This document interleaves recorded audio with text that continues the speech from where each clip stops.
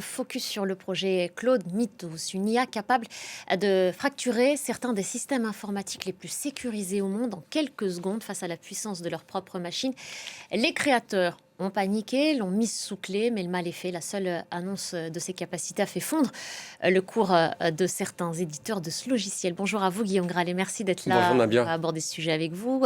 D'abord, qu'est-ce que c'est que Mythos, justement, ce modèle d'IA qui permet de fracturer ces systèmes bancaires et puis en fait qui met toute la planète en stress et en ébullition? Oui, on en parle énormément et Mythos, en fait, Nabia, ce n'est pas un nouveau robot conversationnel comme ChatGPT, comme Claude ou encore comme Perplexity. C'est un hyper hacker, c'est-à-dire qu'il est programmé pour chercher des failles, des vulnérabilités technologiques dans le monde entier. On va s'arrêter sur ces petites prouesses, en tout cas les promesses de prouesses. Mais pour bien comprendre la philosophie d'Anthropic, je pense que c'est intéressant de revenir sur les deux fondateurs que l'on voit à l'écran, Daniela et Dario Amodei. Ils sont sœurs et frères. Ils ont grandi à San Francisco.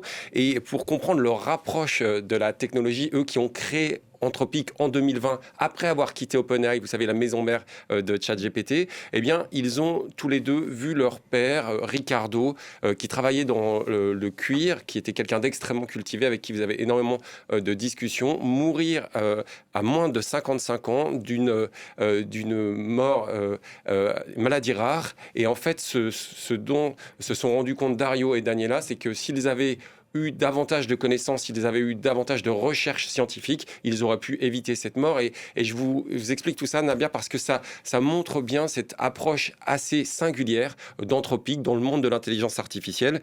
Et on a vu effectivement Dario Amodei, au cours de ses études, abandonner la physique pure pour la biophysique avec un seul but, accélérer la science pour sauver des vies. Alors ce mythos, en fait, ils ont décidé pour l'instant de le mettre sous cloche parce qu'ils l'ont jugé trop dangereux.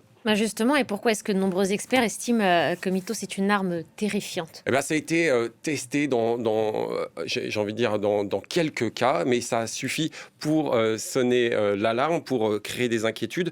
En fait, on a vu Mythos, d'après ses créateurs, d'après Dario et Daniela Amodei, réussir des attaques 0D. Vous savez, les attaques 0D, c'est un peu le cauchemar des informaticiens. C'est-à-dire que c'est des failles informatiques si secrètes que même les créateurs du logiciel ne la connaissent pas. Ils ont donc 0 jour pour s'y préparer avant que les pirates ne l'exploitent. Et on a vu Mythos, toujours d'après les créateurs d'Anthropic, on revoit Dario Amodei à l'écran, ils ont testé cet outil sur OpenBSD. Concrètement, c'est un système d'exploitation réputé dans le milieu tech comme étant le coffre-fort d'Internet. Et Mythos y a trouvé une faille critique qui dormait là invisible depuis 27 ans. Alors, lorsqu'ils se sont rendus compte des dangers potentiels que pouvait créer Mythos, eh bien, la société Anthropic a créé le projet Glasswing. Alors, Glasswing, c'est le nom d'un papillon d'Amérique centrale aux ailes totalement transparentes. Et ils ont rassemblé des chercheurs de différentes entreprises comme Amazon, Microsoft, Google, le projet Linux également. Et ils leur ont montré tout ce que pouvait faire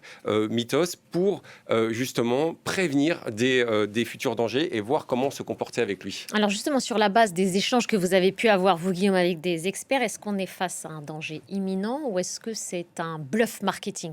Voilà, alors j'ai envie de vous dire, c'est un peu les deux, Nabia, parce que la communauté scientifique et technologique se divise. On a quand même des mises en garde très importantes, hein, par exemple de l'AISI, l'organisme britannique indépendant AI Security Institute, qui a validé ses craintes en concluant que Mythos peut attaquer et exploiter de manière totalement autonome des systèmes d'entreprise vulnérables, abaissant drastiquement la barrière d'entrée pour les criminels. On voit certaines entreprises de cybersécurité porter l'alarme également. On a vu le cours de bourse de différentes entreprises comme CrowdStrike, Palo Alto Networks, dont on voit des images à l'écran, chuter parce qu'on s'est dit, ça veut dire que ces entreprises de cyberdéfense ne sont plus capables de défendre nos systèmes informatiques si clés dans notre monde. Et puis, effectivement, vous avez raison, ça fait un coup de pub phénoménal et certains acteurs très intéressants, hein, je pense par exemple à Yann Lequin, vous savez, le français qui vient de relancer sa start-up Amilabs ici en France. Lui, il explique que c'est du bullshit, hein, il n'a pas été par quatre chemins. Il explique surtout que c'est un danger pour l'open source. Vous savez, le fait de mettre des logiciels à disposition, bref, ça va encourager les boîtes noires et surtout que très peu d'entreprises vont être à même de créer des outils d'intelligence artificielle adoptés par beaucoup d'utilisateurs. Alors si on part du principe qu'Anthropic garde le contrôle, que fera la concurrence demain? Oui, c'est ça la vraie question, Nabia. C'est-à-dire que On se dit, OK, on n'est pas tous d'accord, mais on voit bien qu'il y a quand même des dangers. On se dit surtout que les prochains modèles seront encore plus dangereux. On se demande aussi ce que vont faire les concurrents comme OpenAI. On a vu que OpenAI avait beaucoup moins de scrupules dans les discussions qui ont eu lieu avec l'armée américaine, où Anthropic, la maison mère de Claude, ne voulait pas laisser Claude totalement à la main du Pentagone. Si ça autorisait la surveillance généralisée, si ça permettait à la machine de tuer sans le consentement de l'homme, on sait bien que OpenAI, dans cette course à la puissance, dans cette course avec la Chine, et dont on voit des images, certains outils, derniers modèles d'OpenAI sont utilisés dans l'agriculture. Ça, c'est la publicité d'OpenAI que j'ai voulu vous montrer. Bref, ça sème un peu le tournis. Je pense que c'est important de réfléchir aux dangers potentiels et c'est surtout important, je pense, de se réapproprier ce code informatique si important pour pouvoir en rester maître. Et je voulais vous faire écouter une personne que j'ai pu rencontrer ce matin qui s'appelle Emmanuelle Roux. Elle travaille à l'IGN. J'ai pu la rencontrer dans le cadre d'une conférence qui s'appelle Hub France IA qui justement veut expliquer l'intelligence artificielle pour pas que ça nous fasse peur de manière irraisonnée. On aurait dû, depuis déjà 25 ans, et il n'est pas trop tard heureusement, apprendre le Codelish comme on a appris le Globish. Finalement, aujourd'hui, nous avons tous appris à parler une espèce d'anglais qui nous permet de vivre dans un monde international.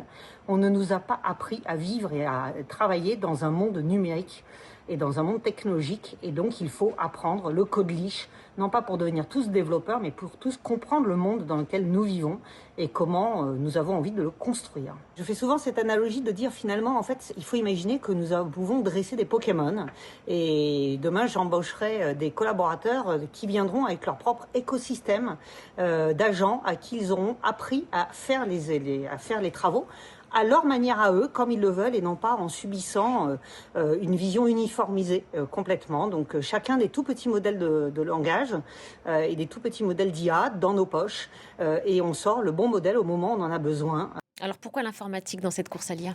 Oui, en fait, ce qu'on redoute, en fait, c'est l'augmentation de la capacité de calcul. Et on regarde, alors ça sera après-demain, ça sera peut-être dans 5, 10, 15 ans, l'informatique quantique. Il y a eu une annonce très importante au niveau du calcul quantique il y a quelques jours en France, sur le plateau de Saclay, avec notamment la start-up Candela. Et ce qu'on redoute, c'est le QD, c'est-à-dire le jour quantique, un moment où une IA quantique pourra déchiffrer instantanément les transactions bancaires, les secrets militaires. Heureusement, je pense qu'on aura le temps de se préparer. Mais c'est très intéressant de s'emparer de ces sujets, Nabia. Merci beaucoup, Guillaume. Merci à vous.